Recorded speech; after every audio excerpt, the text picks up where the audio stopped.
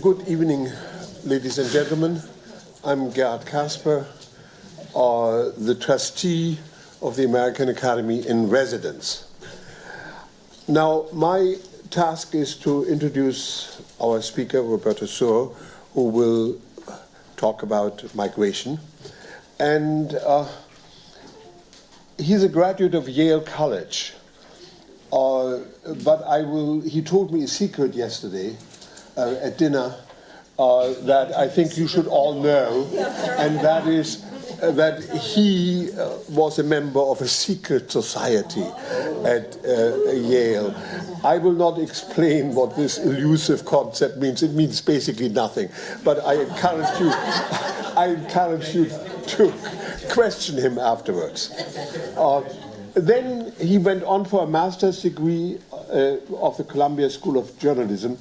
And at Columbia, Roberto came under the tutelage of one of the greatest American journalists of all time, Fred Friendly. And he, again, when he told me the secret about the secret society, he also told me that Fred Friendly had a great influence on him. And that is indeed a wonderful influence to have. Now, he started out working first for the Chicago Sun-Times. Somehow he got a job there, I don't know how. He had no connection to Chicago, he got there. Then the Chicago Tribune, Time Magazine, the New York Times, and Roberto, you were the bureau chief in Houston, but more importantly in Rome. This is the one job I always wanted. I had hoped for some government, German or US, would have enough imagination to make me ambassador to the Vatican, because at the Vatican you have no work to do, because no trade relations with the Vatican or anything like that. But unfortunately it never came about, because they prefer Catholics. And I could have converted, yeah. I don't think that would have been good enough. So Roberto worked for the New York Times as a bureau chief in Rome and Houston, and finally for the Washington Post. He held other jobs. I'm skipping them. We would be spending all evening. But in 2007, Roberto was appointed to the faculty of the University of Southern California, where he is now a professor in the School of Public Policy and at the Annenberg School of Journalism. Now, I want you to understand one urgent thing about Roberto as we spend the evening with one another, and that is never call him Bob. I'm quoting from a wonderful book of his, which I will make reference to in a second more. But he says, I remembered arguments over language with my own parents. They were both bilingual, but they preferred we speak Spanish with them. I can still hear them instructing me that I should never allow my first name, Roberto, to be rendered as Bob. No matter how much trouble it cost me on the playground. Were you beaten up a lot over this, Roberto? Right. But that was a very different time and place. My father came from Puerto Rico in the 1920s, my mother from Ecuador in the 1940s. My father found his place here when the Depression and World War II forged a new nationalism in the United States. He reluctantly gave up his first name, Guillermo, and became Bill in the company of Anglos who could not be bothered to learn the pronunciation of such a foreign name. My mother found her place with him, though she never broke her ties to home and has never changed her citizenship. They made their family together in the 1950s in the optimism of a new suburban Cape Cod cottage in the Maryland suburbs of Washington, D.C. Now, I quoted from a book called Strangers Among Us, and the subtitle is Latino Lives in a Changing America. And I want you all, he did not instruct me to say this, I want you all to go and get a copy of this book. This is an immensely magnificent, subtle, and well-written book about Latinos in the United States. And I have read it. I will admit I read it only in the last few weeks, but I have learned a lot from it. And it is, Roberto, it's really its subtlety as you describe relationships and various Latino ethnic identities that makes it just a wonderful book. Now, do I have 2 more minutes? Kind of, yeah. All right. Well, I'm taking them from you, but I want to read a paragraph or two from the book. Regina and I lived for 26 years in Chicago. And as I mentioned, Roberto did his first journalistic activities in Chicago. And he captured Chicago in the ways in which it was at the time I lived there, which is from 66 to 92, very accurately. So here are 2 paragraphs. When Daley was born, the famous Mayor Daley of Chicago, when Daley, an Irishman of course, when Daley was born, many Americans still viewed the Irish as subverters of public morals, a class of people fit only for servitude and dangerously beholden to the Pope. This marked a time when America was deeply in the grip of racial thinking. In the late 19th century, social Darwinism served as a creed for many political and business leaders. It held that some individuals and nations were naturally stronger than the rest. Survival of the fittest was considered not only a matter of scientific fact, but also a desirable form of social organization. Adopted as an American ideal, social Darwinism extolled unbridled individualism as a key to a better world, and yet it imposed strict limitations on groups of people according to gender, race, and ethnicity. And I'm reading this, of course, with a sense that it remains rather relevant to all kinds of countries, including this one. Hearing commentators, no, that wasn't.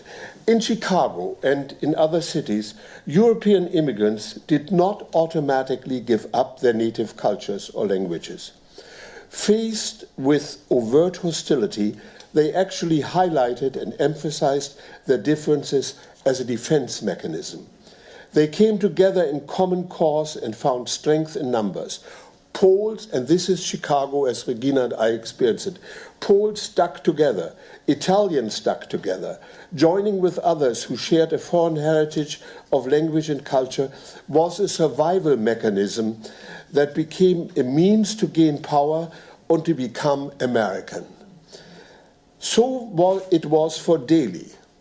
After playing kingmaker in democratic presidential politics, remember he made Kennedy, after brokering deals for the construction of skyscrapers and expressways, after becoming one of the most successful and powerful men in the United States, Richard J. Daley still knew exactly who he needed to be. I am Irish. And so it goes throughout this book. Roberto has a wonderful sense for detail and for the essential. Now, I want to mention to you that Roberto is an opera lover. And since arriving in Berlin just a few days ago, a couple of weeks ago, he has already heard the Ring cycle at the Staatsoper, and more generally in the classical music field, the Berlin Philharmonic with Petrenko at the Brandenburg Gate, where they performed, as you know, the 9th Symphony. At present, he is devoting a little attention to learning German. I'm told he has mastered the following. Ich verstehe nur Bahnhof. Ruhig, Brauner, which is of course a quote from his favorite opera, Die Walküre. And and then Volltreffer. And I was going to say, and I'm sure his talk tonight will be that, a Volltreffer. I tried to teach him tonight over dinner another term, Sprachpancher. I'm not sure you have mastered that yet. But Volltreffer is good enough, and you will be a Volltreffer.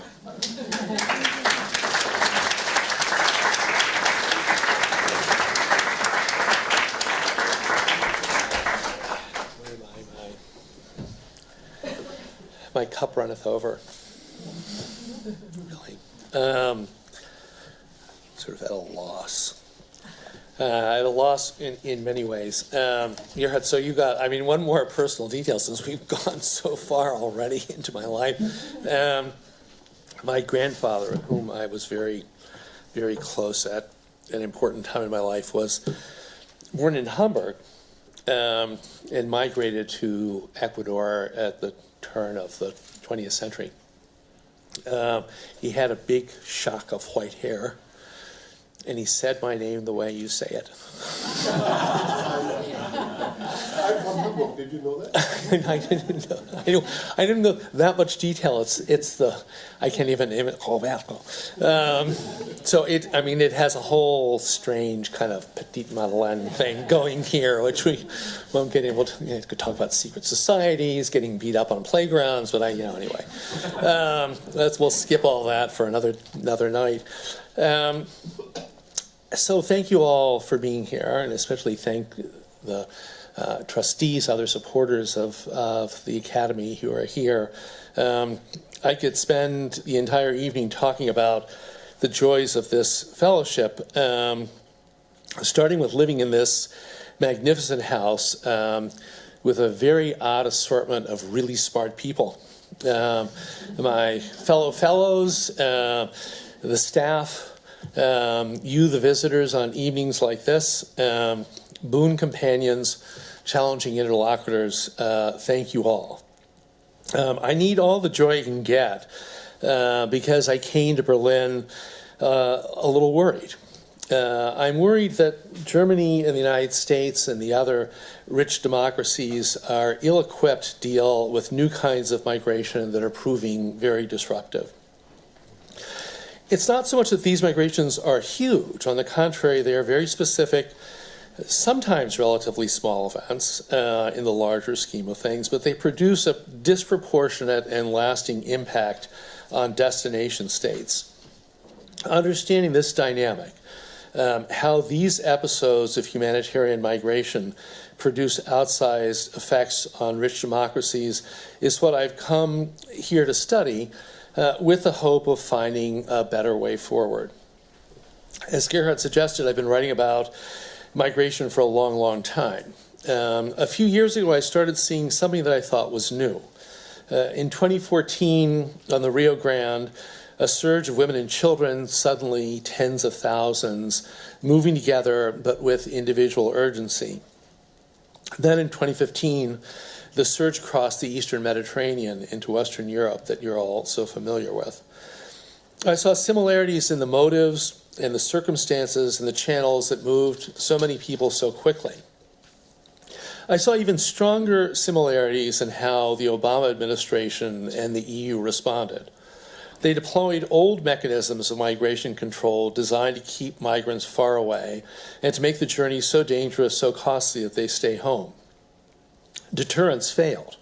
Many thousands made the trip regardless, and many gained entry into a legal limbo. Another similarity, these policies prompted backlash. Opportunistic politicians in both countries stoked anxieties about demographic change, economic inequalities, race, unreliable institutions. Anxieties that helped produce Trumpism, the AfD, similar movements across Europe. My worries mounted in 2018. Something predictable happened in the United States, another surge. Deterrence policies only have a temporary effect. When the means and the motives are powerful enough, migration rebounds. We then get into a cycle. More migration, harsher policies. More migration, cruel policies. Values that once defined our democracies are abandoned. Look to the United States today. Look to Italy. Think about the future. All this prompted the hypothesis that I've come here to test. First, we've seen several episodes of this new kind of migration, and I think it reflects some of the seismic forces that characterize our age: climate change, globalization, digitalization, and more. Second, this migration adapts to defeat deterrence. Then that vicious cycle sets in. Migration policies lose their legitimacy. And finally, this evolving migration and the policy failures combine to catalyze instability in rich democracies, nations that themselves are struggling with those same seismic forces. I want to be clear at the onset, I'm not about to get all apocalyptic on you. I hope you're not disappointed, but tonight I will not be heralding the coming dystopia and predicting the end of the world as we know it. I actually believe these situations can be managed, that there are policies that can bring these kind of migrations under control and produce more positive outcomes. If you stay with me, at the end of this talk, I'm going to be sketching out some measures that could produce better outcomes for Germany, the United States, their friends and allies. Orderly migrations via a variety of channels and havens for people forced from their homes. Measures that address the causes of displacement. This will require new thinking about foreign policy and national security, a reordering of priorities. It will require resources, political will, and new ways of thinking about our role in the world. And I think this is going to be easier for the United States than it will be for Europe for reasons of demography and geography. But we'll get to all that. By the time we get there, I hope to convince you that the status quo is not a viable option. Let's start by getting a focus on the dimensions of the phenomena we're examining here. The first thing to notice here, and perhaps the most important, is that most people, most human beings, stay close to home. These are the latest United Nations estimates, and they show that less than 4% of the world's population is living outside the country of birth. And the overwhelming share of those 258 million international migrants have moved voluntarily. Our concern tonight is on those 30 million people that the United Nations categorizes as forcibly displaced. A quick note on vocabulary here, not to get too wonky. But asylum seekers are migrants who have arrived at destination states and have asked for admission on humanitarian grounds. Refugees are migrants who have left their country of origin and are in some kind of temporary haven. In many cases, they've applied for humanitarian admission someplace else and are awaiting adjudication. Asylum seekers are here. Refugees are still out there. We are especially focused on the asylum seekers. Almost all of those 3.5 million are in the United States or Europe. To put that 3.5 million in perspective, the population of the United States is 327 million people. The population of the EU is 513 million people. Relatively speaking, we're talking about a small phenomenon that is having a big impact. Another note, forced displacement is not a phenomenon evenly distributed around the globe. On the contrary, it's highly concentrated. 57% of those 26 million refugees come from just 3 countries: Syria, Afghanistan, and South Sudan. And one last finding.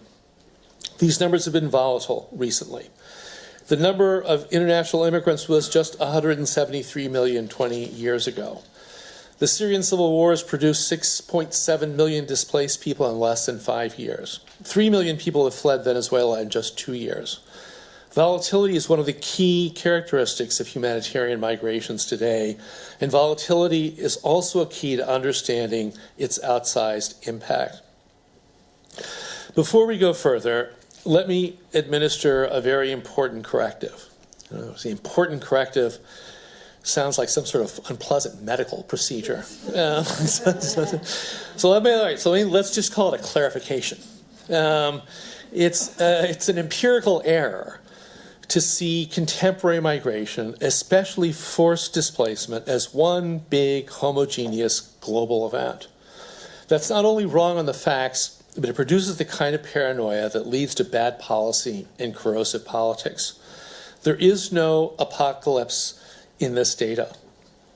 All migration needs to be understood as a process that involves specific kinds of people leaving specific places, going to specific destinations by way of specific channels. Not only that, they have a beginning and a middle and an end. I spent much of my career chronicling the Mexican labor migration of the United States that over the course of 40 years brought 10 million people to the United States. For a long time, people thought it'll never end. It ended. It ended, stopped quickly, and it has stayed ended now for more than a decade. So it's important to remember these are not ineluctable cosmic events. They are human events that are susceptible to policy. And the impact is also very specific. It derives more from the policies and politics of the destination states from the characteristics of the migrants. We produce the impact more than they do. Now let's turn away from the data and look at some of those characteristics. These are two very different migration events. The caravan of Central American migrants to the United States in the fall of 2018 and the surge from the Middle East to Western Europe in 2015. But they look like twins, or at least cousins. What are the similarities here? Let me point to a few that are important to this discussion. Start with the conditions that produced forced displacement. Droughts and floods linked to global climate change, pushing people out of rural areas into cities where they found no ready employment.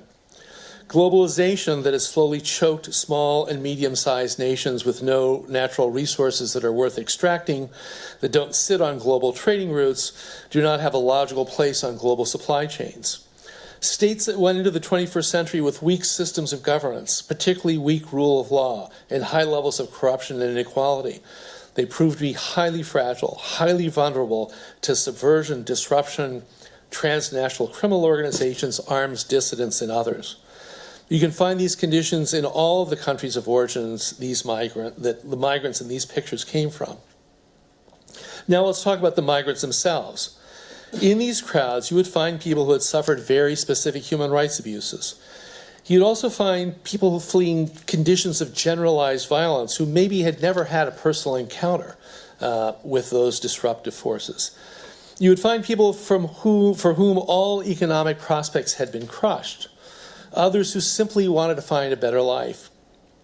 And you would find people migrating to reunite with family members who had migrated ahead of them.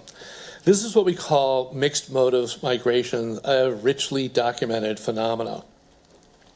And to complicate matters further, it's not just a mix of different people with different motives. These three motives, fear, money, and love, are present in the lives of individuals. They feed off each other and create a powerful drive to find a better life. One last point. This is partially the result of this. Migration can go viral these days, just like many other forms of human behavior. A whole lot of people showing up doing the same thing at the same time. And it happens in part because they can all communicate with each other cheaply and simultaneously with digital information technologies. Migration used to be a slow, gradual process. Now it comes in sudden events that occur unexpectedly. I call them surges. Others do too. And those same technologies that produce viral events then amplify their impact. Whatever the dimensions of the original event, it becomes bigger and scarier because of the way the images are transmitted, shared, remixed, and consumed by the publics of destination states. Let's tally up here. We have some of the great defining forces of our age: globalization, climate change, the collapse of institutional authority, all coming together. We have human beings being pushed and pulled by multiple outside factors, resulting in a stew of motivations. And we have digital information technologies hyping up human behaviors and the way they are perceived. A very brilliant migration scholar affiliated with Humboldt University here, Manuela Bojadeges, has a metaphor which has really helped me understand this. She says that migration is the seismograph, not the earthquake. We need to think about migration as the manifestation of the forces that are transforming society. Migration itself can produce social change, of course, but in trying to understand what is happening here and now, and especially in trying to fashion public policies for humanitarian migration, it's useful to think of migration as more of a byproduct than a catalyst. Migration is a manifestation of the forces that are transforming our societies. If we want to understand how our world is changing, look at the forces that are producing migration, not at the migrants. If we want to know why migrants make us anxious, we need to understand our own discontents. In the United States and Germany, we are feeling tremors. Migration is telling us something. It is telling us something about ourselves, our present, and our futures. The origins, the destinations, the channels that connect them are all clues about what's happening in our world, the fault lines where dark energies are building. Look at the reactions that migration provokes. What does the seismograph tell us? Hostility towards migrants is not simply a matter of rejecting people who are of a different tribe. It is an expression of anxieties, and anxieties come from within. Anxieties reveal our insecurities, our doubts, the dark feelings we have about ourselves. Migration has this revealing power because of the way it interacts with the key structures of our society. An essential function of the modern state is to define citizenship in terms of political rights and civic values. The state also maintains the boundaries between those who are citizens and those who are not. And the modern state is embodied in the elaborate institutions that perform these functions. Here, too, migration is a seismograph. Migration has spoken to us in shocking ways in recent years. And I'm going to be shocking here for a moment to make a point. On the left, Alan Kurdi, September 2nd, 2015. His family had bounced around Kurdish enclaves in Syria and Turkey, had tried to move away from Turkey. Their ultimate destination was Vancouver, Canada, where they had family. They had caught in a bureaucratic trap between Canada, Turkey, and transit countries. They finally gave up and were going to try an illegal journey. This was the result. On the right, June 24th, 2019, Oscar Alberto Martinez Ramirez and his 20-month-year-old daughter, Valeria. They fled the town of San Martin in El Salvador, where, by all accounts, drug gangs basically control the city. Rampant violence, a collapsed economy.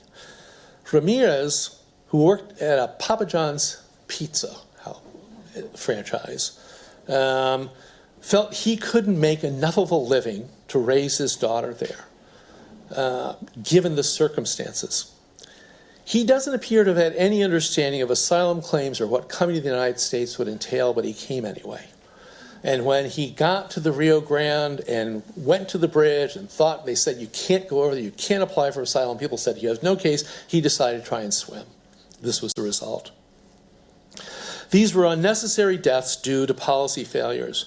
And beyond the immediate tragedies, these images stoked anxieties both for people who wanted to keep them out and for people who would welcome them. Seen from both perspectives, these images erode confidence that state institutions could operate effectively and uphold national values. To start our discussion of why those policies failed in the face of this kind of migration, let me turn to another iconic image of migration. That is Konrad Schumann, a 19-year-old border guard who made this leap 2 days after East German authorities started putting up the barriers to migration that would become the wall. What has made this image so powerful then and now? It was just one migrant, but the image had extraordinary impact because he was the ideal migrant in the eyes of the destination state, and in this case, the Federal Republic was acting as a proxy for the United States. The image perfectly conveys humanitarian migration policies of that moment. For the United States and its allies, Schumann, in uniform, rifle over his shoulder, jumping over barbed wire, was making a very welcome political statement. He was voting with his feet, was the expression at the time. He was fleeing the bad place in favor of the good place. It was that simple. He was instantly embraced as a hero. There is no reason to question his motivations. No one needed to ask him whether he specifically had suffered persecution or whether he was just sick of the conscript's life and the prospect of never having cash in his pocket. No one ever asked him if what he saw in the West was freedom to express his political views or maybe just the prospect of going to a department store or seeing Hollywood movies. Those things were irrelevant. Like almost all refugees or asylum seekers who fled from communist countries during the Cold War, he benefited from a presumption of worthiness, even of purity. This was possible because the migrants were not coming in large numbers, the costs were low, the benefits were high in propaganda terms. Not only that, but this kind of migration made people in the destination societies feel good about themselves.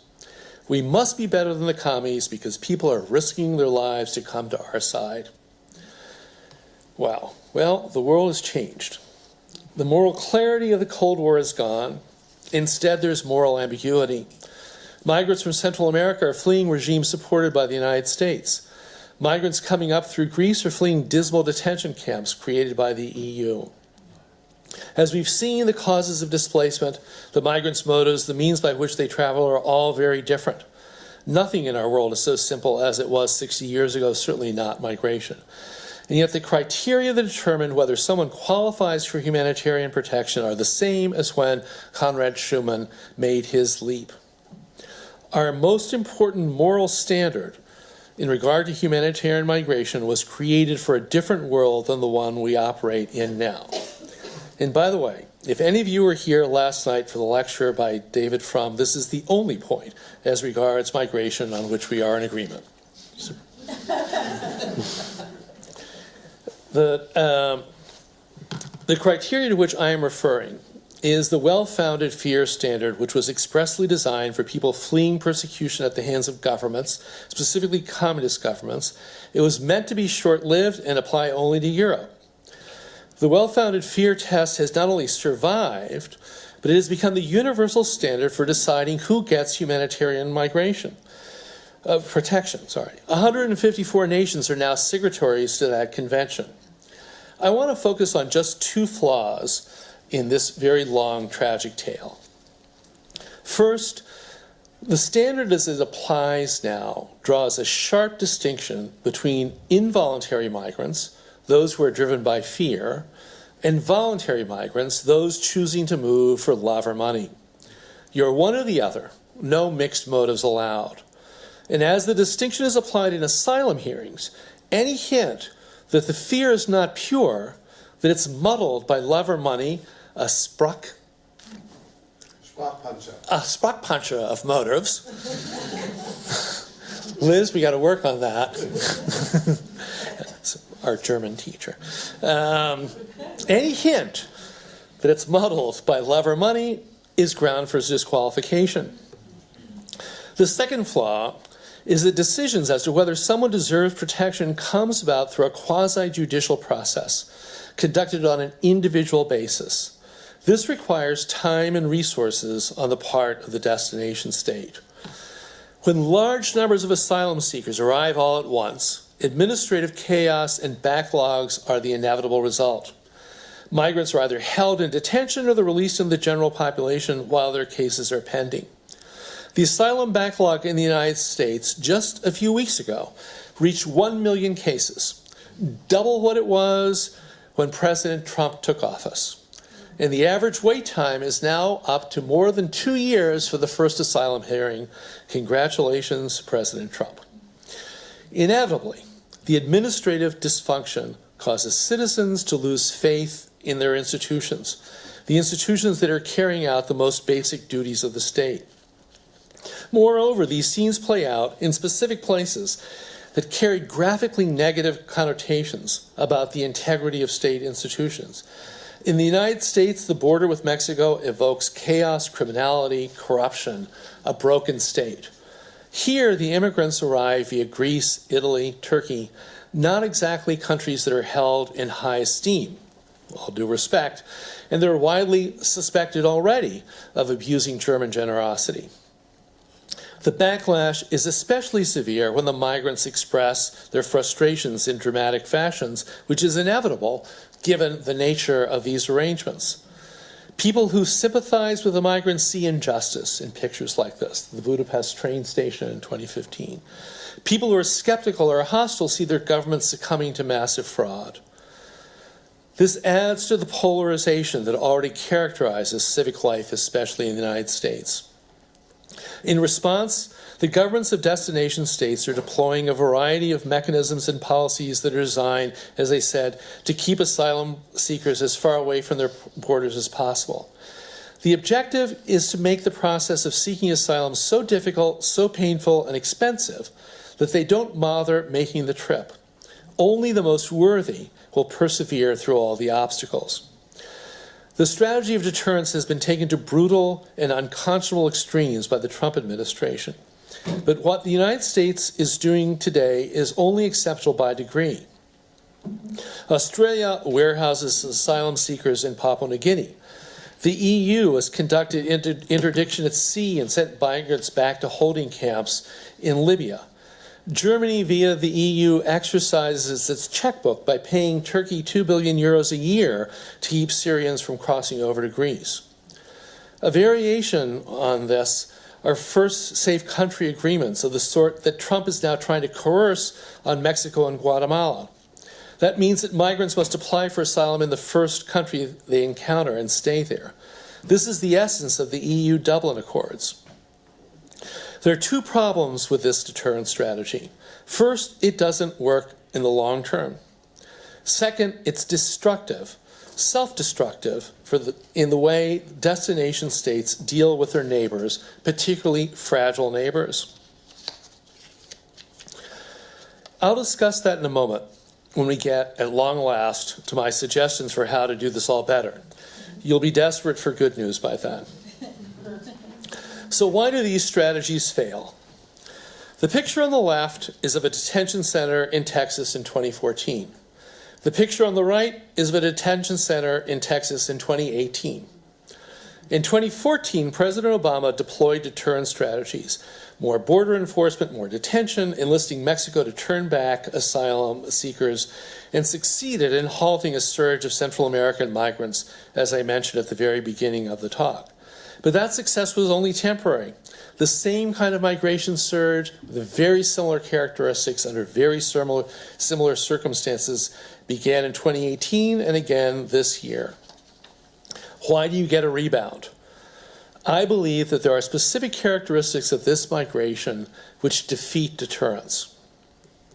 I don't know if you can read that. So, this is Obama in 2014 asking for money for this deterrence program. He explained it as a communication strategy.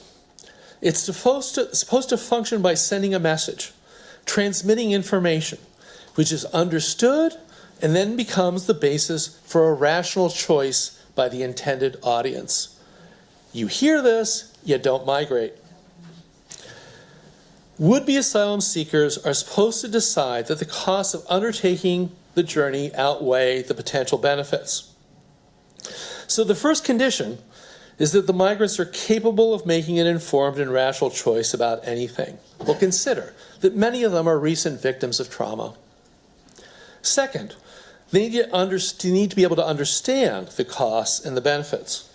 I have here this, if I can get it out. It's a photocopy of a very nice pamphlet produced by the German Federal Office for Migration and Refugees that explain the stages of the German asylum procedure in pictures and explanation for would-be asylum seekers. It's got nice pictures. It's 53 pages of text. What? Yeah. Well, I have films too. The United States doesn't even bother doing this kind of thing. I've spent a lot of time on this subject, and I still get confused about the difference between an affirmative asylum claim and a defensive asylum claim. But I know that if you pick the wrong one, you get deported. If people, any people, cannot comprehend the truth of a situation, they will believe what suits them. Lastly, let's say that we have a migrant who is in a mental state conducive to rational choice and they are fully informed. Then they have to come to the desired conclusion. But in the kind of migration we're seeing here, a variety of factors have been driving down the perceived costs. The viral phenomenon. If everybody is doing it, it can't be that bad. The effects of smugglers, NGOs, and others who convey messages that it's possible to get through. The effects of the backlog. 1 million people are getting released with some kind of court date in some vague future. Not a bad deal. And perhaps the most disturbing developments of all, the diaspora and the channel. The diaspora. There are more than 3 million people from the sending countries of Central America already resident in the United States. They send back remittances which help pay for the trip. They offer examples of what a successful migration can offer. They welcome newcomers. They help them find jobs and housing. These diasporas began to pay a disproportionate, these diasporas begin with a disproportionate number of young males, a classic forward labor migration. Women inevitably follow. It has happened in one case after another, and it's happening now. The Central American migrations of the last 4 years have been disproportionately dominated by women and children seeking family reunification. The migrations of 2015 and 16 here have created a diaspora in Germany which will play this role in the future. And now the channel. When many migrants travel the same routes over many years, the channels become increasingly efficient. This is a well-documented phenomenon all over the world. Knowledge gets translated, institutional arrangements develop, economic incentives come into play. Let me give you what may seem like a strange example, so a lot of people in this room have had the experience of taking children on a long car trip. It can be crazy. It's worse when they bring along friends. So imagine if I asked you to transport 1,000 unaccompanied children, no parents, 2,000 miles across 2 international borders, a jungle and a desert. Well, that is what's been happening every week in the channel between Central America and the United States. At this point, I believe I've not only answered the question, why do current policies fail? I have beaten it to death. So now, what are the alternatives? To start, we have to remove these migrants from the asylum system and create other channels. This is something that's being much discussed in governments and among migration experts as to how you do it. How you do it, how you affect it politically, how the mechanisms come about are difficult questions. But there are lots of alternatives. The United States did blanket open categorizations of people in a variety of circumstances where you just designate a large group of people and say, you're in. You can create orderly channels, starting with women and children, certainly in the American case. We know they're going to come anyway. Their husbands, their fathers, their brothers are here. They're not going to stay where they will come irregularly. They will come somehow. You create an orderly channel. You create labor permits of different sorts, some temporary, some permanent, with the flexibility to move between humanitarian migration and other tracks. There are lots of different mechanisms. There's an enormous toolbox of migration policies available. But this system has to be transparent. It has to be understood. And more than anything, it has to be credible. You have to be able to say to the people of these migration states, we are here to stay. You're not all going to be able to come at once. But we are here for an orderly, continuous, regular process that you can have faith in that'll move people. There are skeptics I can see in this audience. It's happened before. I'll give you an example. In the 1980s, the United States organized the Orderly Departure Program out of Southeast Asia. Moved, 700,000 people out of refugee camps in Vietnam and basically said to people, just hold on, we're going to get to you, believe us. And did wholesale humanitarian movements with basically group processing. And it worked.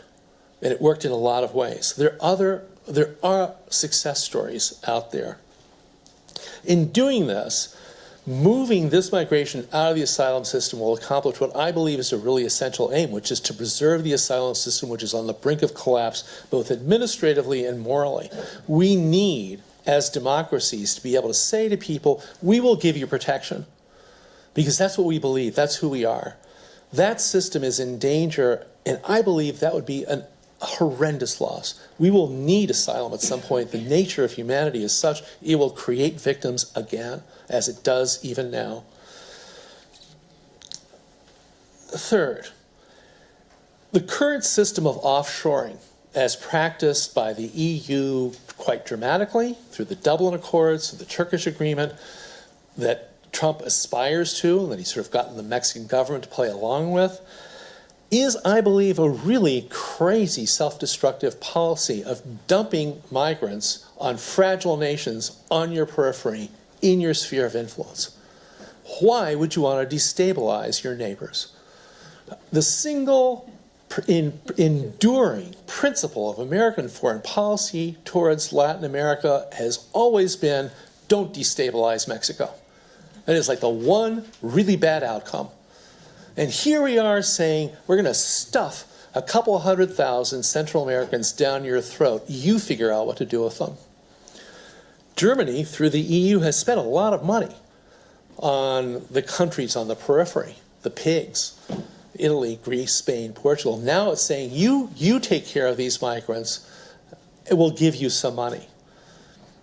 In the lead up to 2015, a failure on the part of the German government, which really constitutes a kind of malpractice, was to allow the Greek system of migration controls to deteriorate to the point that everybody knew it was dysfunctional as the Syrian civil war was building up potential populations of humanitarian migrants. By 2015, it was no surprise that it collapsed. It was no surprise to anybody who had been following it, and no surprise to the people who have been saying, you've got to do something about it. So a change in the way we view these countries that are the transit countries for migration to our doors, and who we are asking to be the havens for these migrants, is an essential first step. Fourth, beyond the periphery, how do we address the root causes? How do we address the forces that are provoking these migrations? It's going to take time and resources. And I have to say, the prospects are much better for the US than Europe for a variety of reasons. The countries of origin that the United States is most preoccupied with are little. I mean, really little. They have very small economies and very small populations. We should be able to address them really with not a lot of problem. We spend more money on immigration enforcement every year than the GDP of Honduras. I mean, there are effective interventions there, and also the demographics there favor us. For the most part, those societies have reached a demographic stabilization. They're about at replacement rate. They're not growing nearly as fast as they were before. Europe has got a much more varied and difficult problem because there are potential migrants coming from a lot of different directions from much more populous countries. It's going to involve a much broader kind of engagement. But Europe is a much bigger place too. It's 500 million people here with a lot of money and a lot of resources. And this is going to involve much more than development aid. It's going to involve a reorientation of our relations with countries of origins. It's going to require a reorientation where we see the stability and even the prosperity of these countries as outcomes that advance our national security. We are advantaged when people in those countries see a reason to stay home. It's in our interest that they remain. We have to help them find the reasons to remain. For the United States and Central America, this can start with simply do no harm. And the United States has done harm to these countries in so many ways, it's hard to count. That's a whole other talk, and continues to. That would go a long way just to start out. In other cases, it may not be possible to take preventive action. Nobody could have prevented the Syrian civil war and the madness that it provoked. But the EU, when that conflict started in 2011, by the time it became as vicious as it was in 2012, by the time that hundreds of thousands of people were pouring into Jordan, Lebanon, and Turkey, the EU could have said, we have a concern about those people. It is in our interest that the havens, the settlement programs, the methods of dealing with these emergencies in these fragile states is in our national security. Steps taken then would have saved a lot of time, a lot of grief, and a lot of angst, and a lot of money compared to waiting until 2015 when the whole thing exploded. And this is going to require special attention to the big, long-term challenges of climate change and globalization. How do we respond when a drought hits a country of origin? Droughts developed in western Guatemala 2 or 3 years ago. Everybody knew it, everybody could see what was happening. The United States didn't do anything when a fairly easy, simple, not all that expensive measures might have alleviated the impact of that drought. How do we incorporate these countries into global supply chains? I don't know the answer because I'm not sure anybody has really thought about it. I'm looking to you, Laura. Yep, stumped. Would it make sense for us as part of our economic policies to view the economic development, including these nations, somehow in the system of supplies, creating some role for them so they are not entirely marginalized? When people can walk to your border, you have a self-interest in their well-being. This is the ultimate lesson. At the bottom of all this, we are countries, the United States certainly, that has spent its time choosing where in the world to intervene, and we've done it lots and lots of different ways. We thought we could pick our battlegrounds. You can't anymore. Germany, excuse me, my view, has settled into kind of a European parochialism, which is sort of the opposite.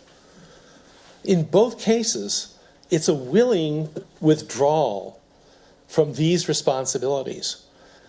The change in all of this is we can't decide when we go out in the world and engage. The world is coming to us. So our choice is to engage out there in ways that ameliorate the causes and the dynamics that produce these humanitarian migrations, or wait till they come to us and deal with the consequences.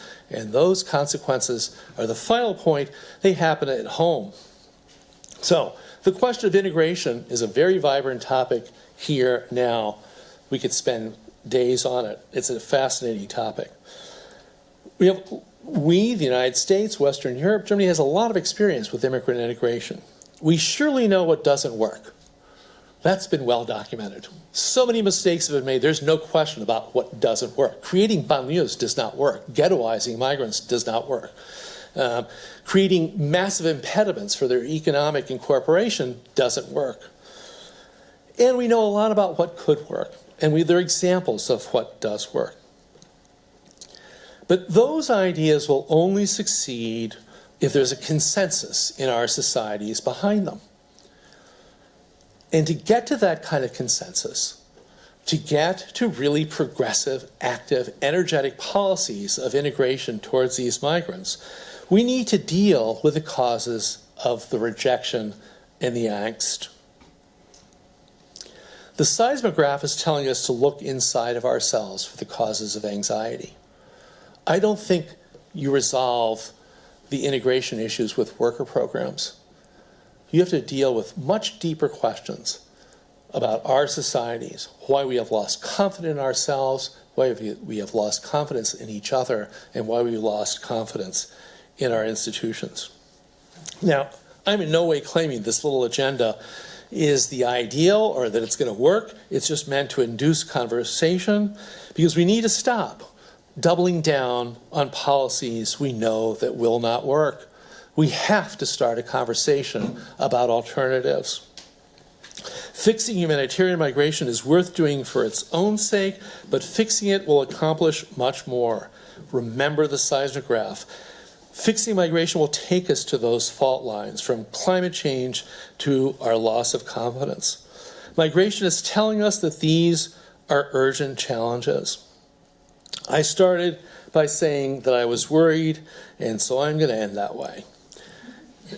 Douglas MacArthur, an odd person to cite in this context, perhaps, the American general who led the Allied forces in the Pacific theater of World War II, had a saying which he said that all military failures can be explained by two words: too late. Too late to see the threat, too late to marshal resources, too late to assemble friends and allies. It's not too late now. There's lots that can still be accomplished. These are still manageable problems. But we have to start. We have to start by working together now on finding a new path. Thank you.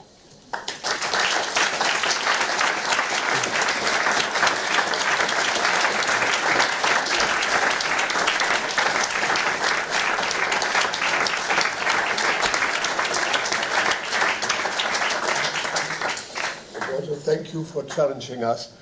Now, I could stand here and call on people as they ask questions, but you're a professor, you can do that yourself. Okay. Okay. Questions, critiques, verbal assaults. Way in the back. A very simple question. Are you going to be in touch with members of our Interior Ministry? I have been already.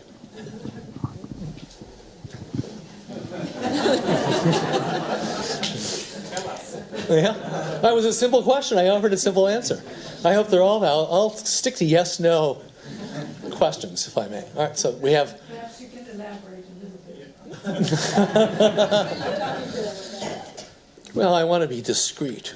But I've had some interesting conversations very recently with some senior officials in the ministry and hope to continue them. We're sharing experiences. And I really do believe, as I try to convey to you, this is a point on which Germany and the United States absolutely need to learn from each other, because there are a lot of similarities, in remarkable similarities in details of the policy structures, how you clear an asylum backlog. So, really interesting questions for people who are wonky like me. What are the differences? Yeah. What are the differences? Mm-hmm. Well, one very substantial and very important difference is an element of social and economic and bureaucratic flexibility in the United States, which is not a characteristic of Germany. Yeah. Was that delicately put? Thank you. I thought so.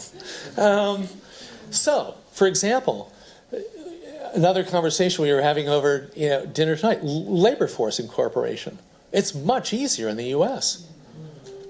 It's difficult here. There are all kinds of barriers. It makes it hard, particularly if you're not German.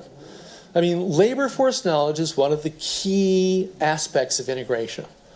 Right? It is a key element in upward mobility, to understand the labor force, to know where the opportunities are and what the barriers to entry are. Immigrants have always faced this problem. It's never been easy, but it's way easier in the U.S. than it is here. That's one big difference. In which way? Well, I mean, you can get into the labor market. There are all kinds of jobs where there are really no bureaucratic barriers to entry. If somebody wants to pay you to do it, you do it. You don't have to go through apprenticeship programs and certifications and go to this ministry and that and the other kind of stuff. Are you considering the language? I mean, obviously Spanish is spoken in the United States, but the language barrier is enormous in Germany. Yeah. Oh, yeah. So. Well, yeah. Well, the United States. Look, all right. So one. So the United States has an enormous advantage. Well, yeah, it does. Having actually, two languages operating in functional languages. Well, the United States has many. Well, so the question here, I'll repeat it, was, that the United States has great advantages linguistically, and the point being made was in the United States, people speak a lot of Spanish. Well, in the United States, people speak a lot of languages, not just Spanish, and they have for a long time. And yes, this is a strength. And in this situation, it's a huge advantage. There's no question about it. So I'll take this to a difficult point. since I've been taunted into it. I'm going to say something provocative here. I believe, and this is a really difficult point to make, and it's one that a lot of Germans are thinking about. So you can have an advanced liberal welfare state, or you can have a nation that's defined by language and a historical identity. The question in this world in the 21st century is, can you have both?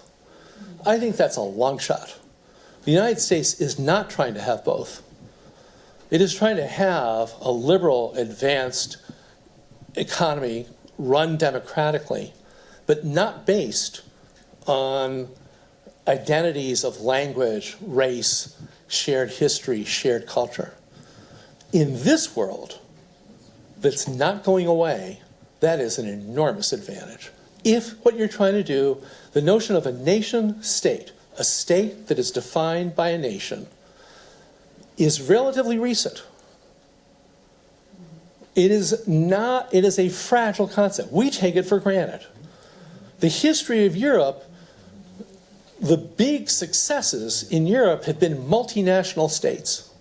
And there are lots of examples of them. I'm not advocating a return of the Habsburgs. I'm sure there's probably an heir somewhere in some castle in Bavaria who's saying, wait, we'll come back.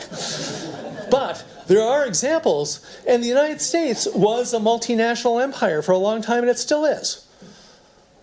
I mean, Germany was part of our empire at one point. Germany was a client state for however long after the Federal Republic was created. I mean, we've run a multinational empire. Well, I mean, it's a blunt way of putting it, but I mean, you know. That's how this house is here. What? That's how this house is here. Anyway, I'm not saying it lasted all the way to the end of the wall, but I mean, for some period of time after the war, I mean, so there are examples of ways to have a state that is not singularly identified by nationality. Well, what about France? What about Italy? What about Norway? What about Sweden? I mean, you're just taking an example. Yeah, yeah, right. No, they have to different degrees experimented. France has become much more multinational than Germany is. Britain has. Pardon me? They're not liking it. They're not liking it. Well, I mean, hey, if you want to try it, knock yourself out. But I have one piece of advice for you. I have only one piece of advice for you, and I'm not joking. You better start having babies. Because the way this country and all the ones you mentioned totally undermined and ended the national enterprise was when that fundamental lack of confidence set in that caused people to stop having babies. You can't have a nation if you stop having babies. Because either you have babies or you import bodies, because no one has figured out how you grow an economy with a shrinking population. Germany, at this point, could admit 200,000 new migrants a year and still see significant population decline by the middle of the century. So, if somebody's got a way to figure this out, more power to you.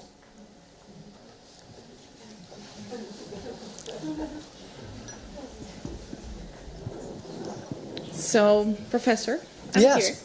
here. In your points of moving forward, I didn't hear what's your opinion or what's your suggestion and how do we include migrants? Because quite frankly, a lot of the forwards, which I agree, I still see that the policymakers are the ones who have more protagonism, and quite frankly, it's failing because they have never migrated. They are the elite, and they don't know how's the suffering of being a migrant. I'm sorry, what kind of people? Where are we putting migrants in the moving forward in order to change the current status quo? Well, I mean, this is the way I answered it very indirectly, and I left aside those concerns. First is how you create a political consensus to do that. And here, you can find the United States offers a very mixed picture It's the one that I'm familiar with. On the one hand, it has quasi-incorporated 11 million people by denying them legal status, by creating a contingent workforce that is denied a civic presence, but that is tolerated, that's not removed.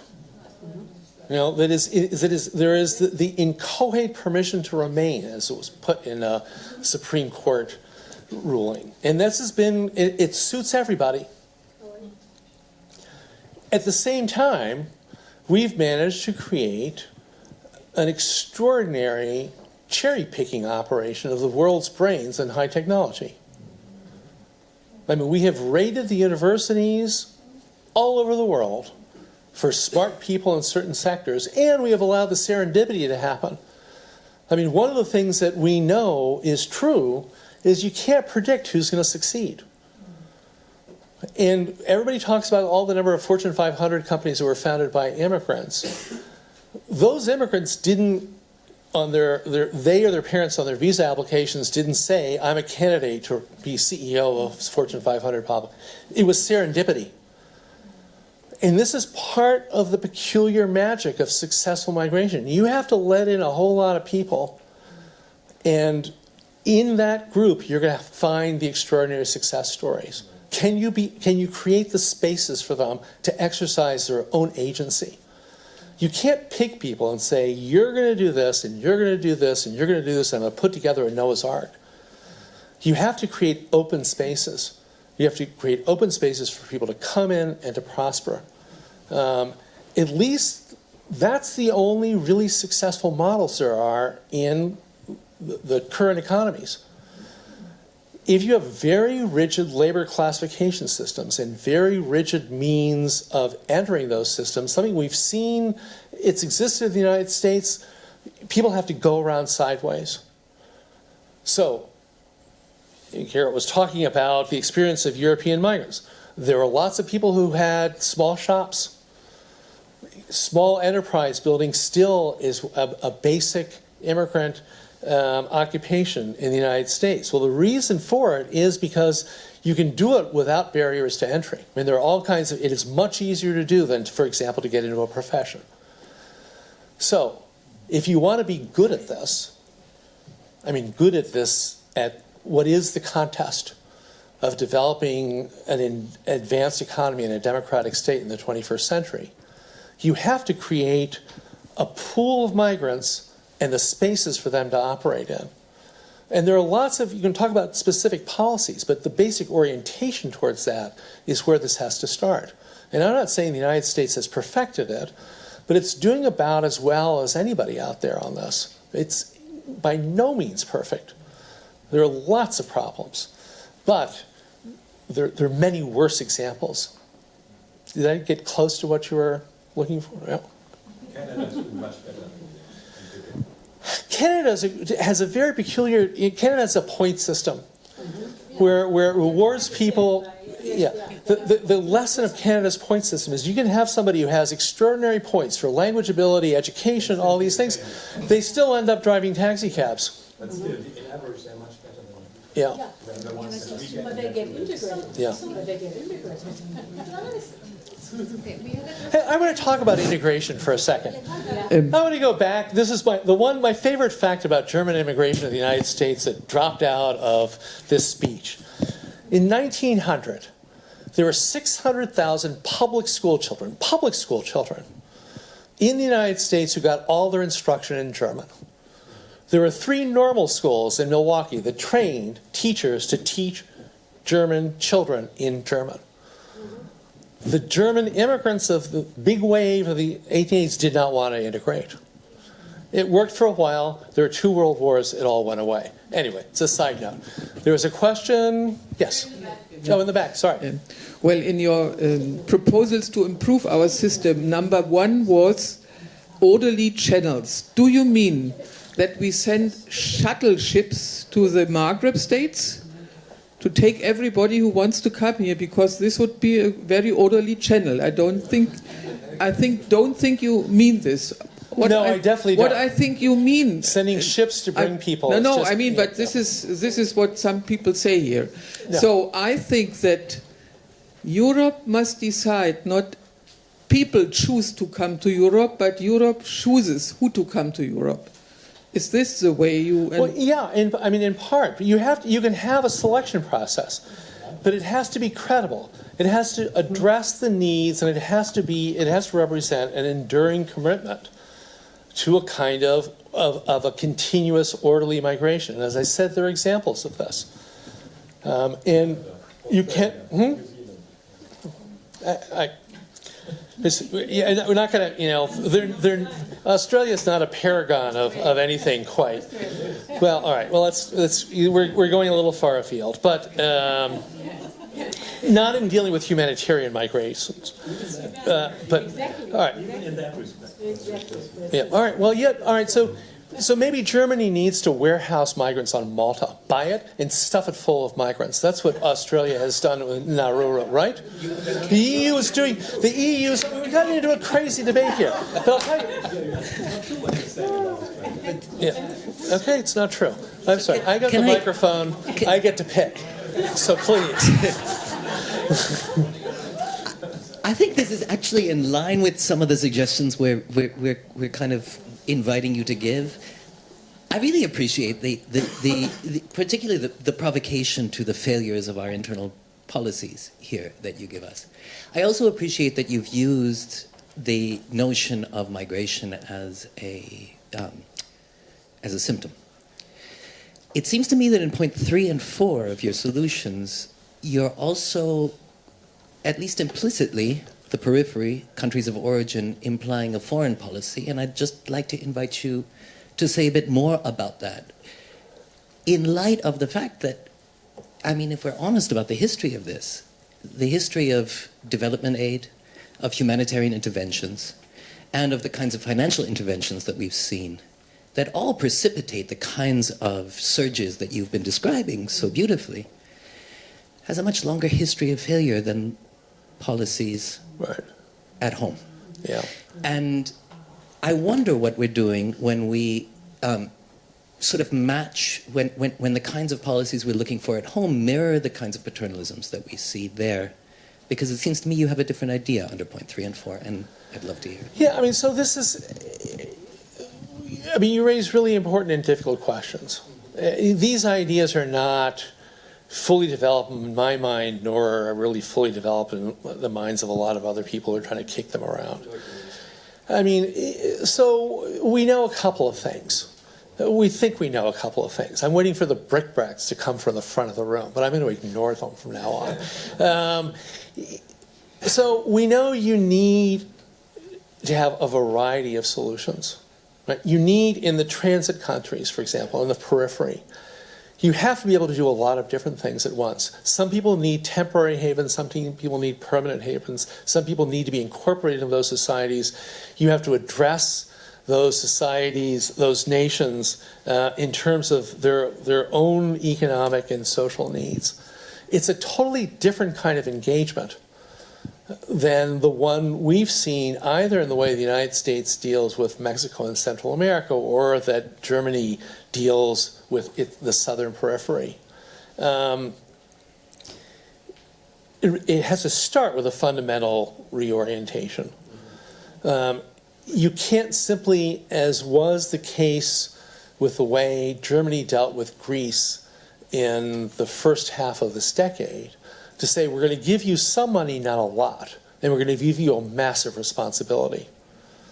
We're going to ask you to do a bunch of things we can't do, and then expect them to succeed. And then when they fail, not step in, which is what happened in 2013 and 2014, and then be surprised at the predictable result, which is what happened in 2015 and 2016. So finding a different orientation towards those countries is a place to start. And I think it's a matter of self-interest. How much money has Germany put into those countries already? I mean, if you added it all up, it starts to, we're talking about a serious piece of change. It did not produce the desired result. So can you reorient the way you think about countries on your periphery? Do you in the case of Mexico, we know that their labor market needs there. There are significant issues politically about xenophobia in Mexico towards Central Americans, about inserting those people in their labor force. Is there a role the United States can play to encourage Mexico to take a different attitude towards transit migrants so more of them stay there?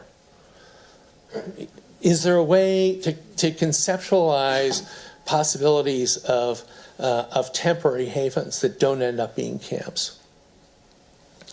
These questions are not easy to answer, but what we know is the status quo isn't working.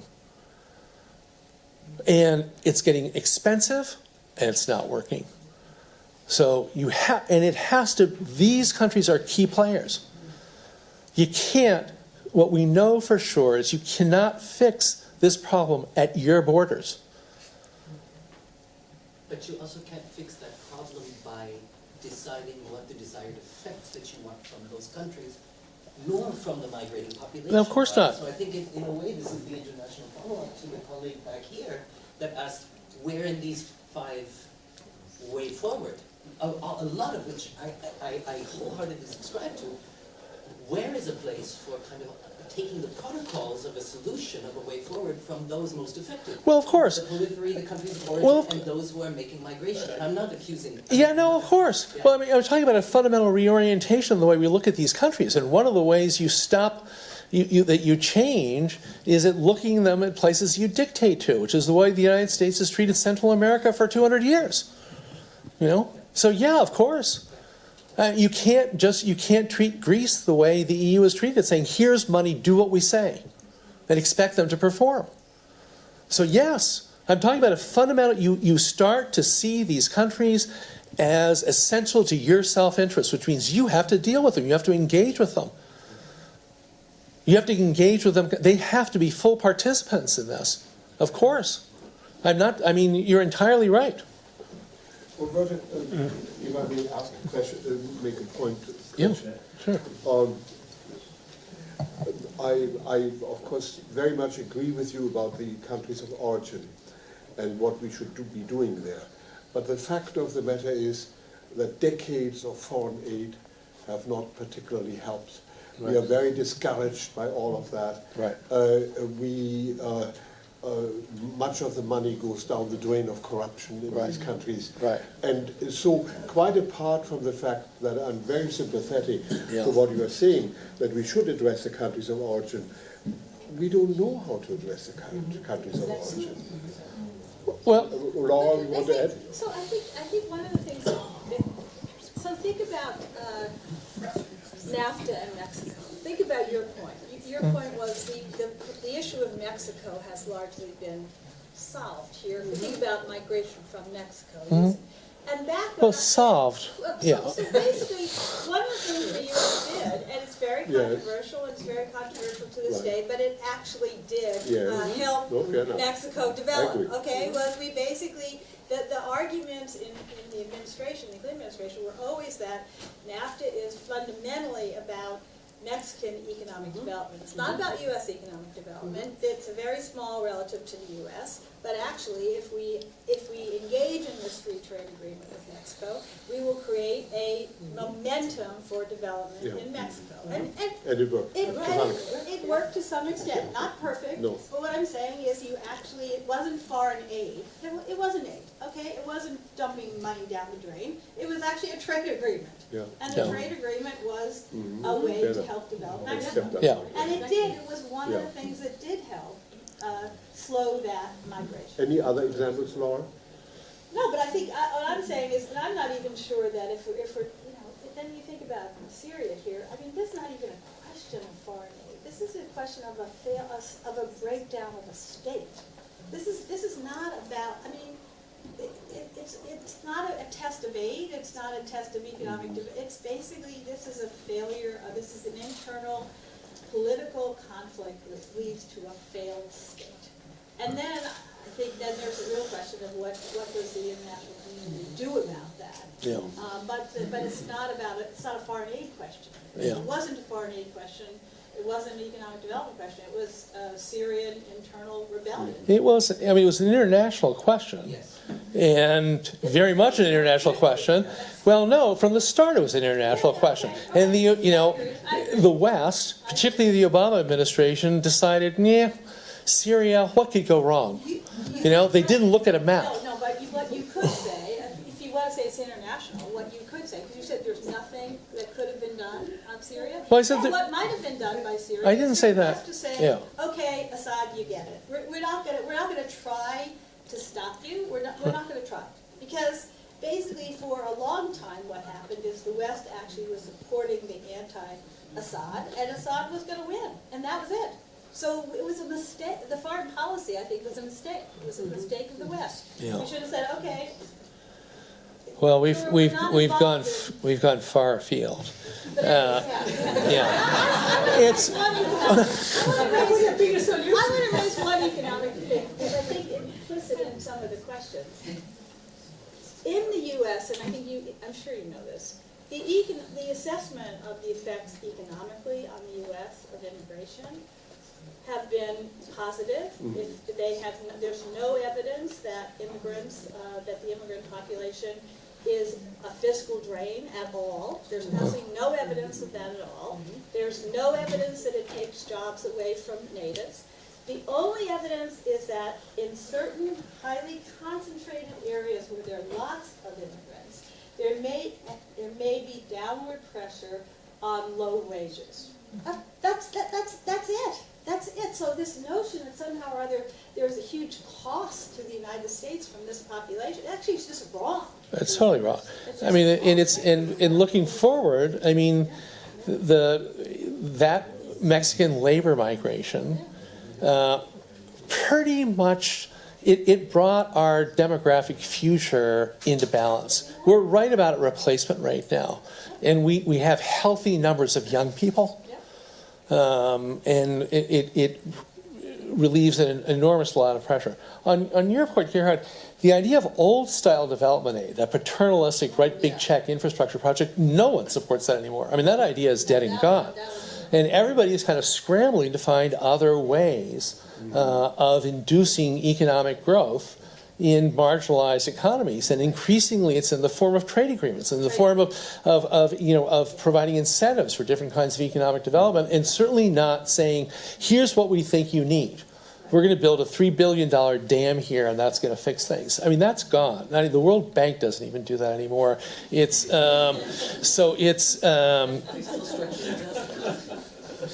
yeah. I mean, finding the alternatives, finding better ways to do it. Look, I am not claiming, despite the giggles up front, that this is easy. I'm not trying to tell you this is easy. I'm not telling you that anybody has the answers. What I'm telling you is that if you continue on the current course, the bad outcomes will multiply. So, if you've got a better idea, go for it. If you want to keep doubling down on current policies, the one thing that I think all of the evidence that I've seen predicts is you're going to have worse outcomes. And the worst outcomes are going to be here, in your body politic. Not in whether migrants contribute to your economy or not. It's going to be in the tearing of your social fabric. So, Thank you. Thank you, Robert. That was